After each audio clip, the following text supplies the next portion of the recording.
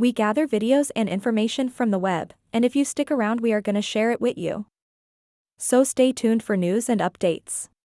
I'll show you tonight the actual plan and those goals by 2030. And they are coming fast. Let me show you. Here's how this breaks up. We have the East and the West. The West is the US, the EU, Great Britain, Australia, New Zealand.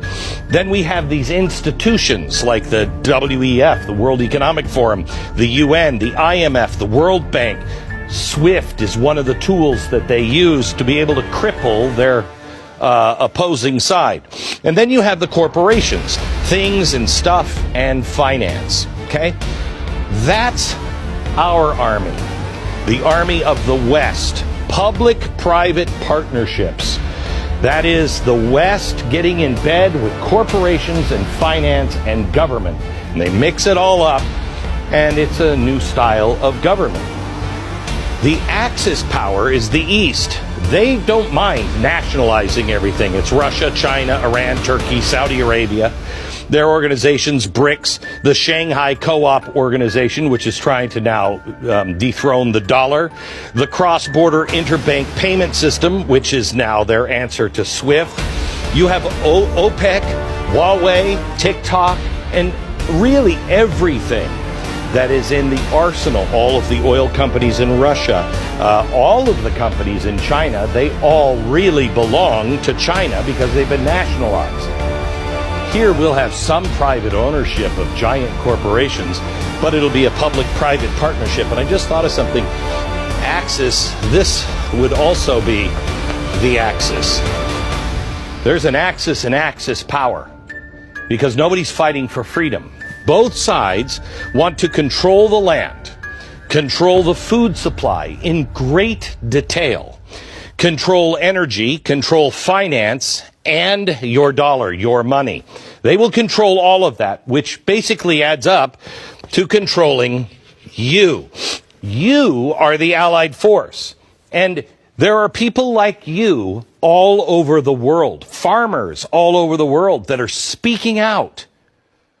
That's what this is really, truly all about. All of it.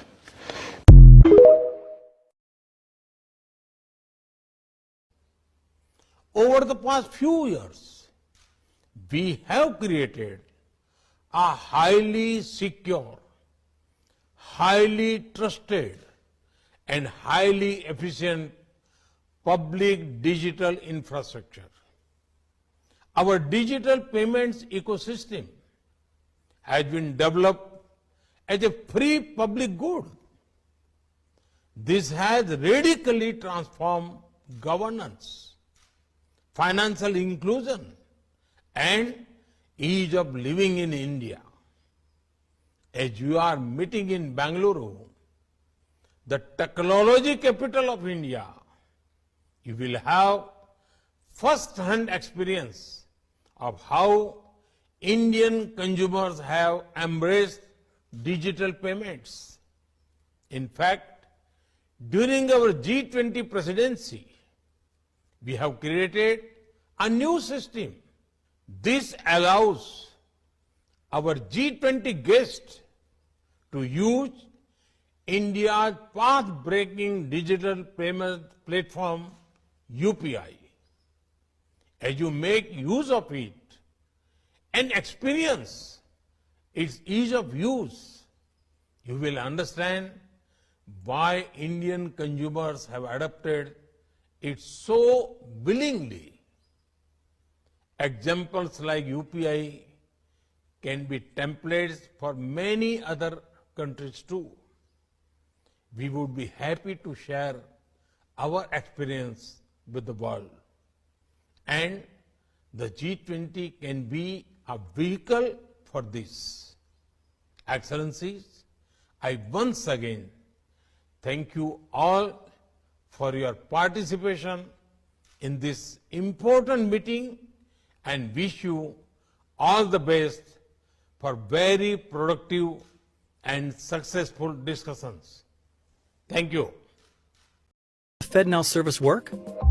Imagine the owner of a coffee shop is running low on coffee beans and needs to schedule a quick delivery.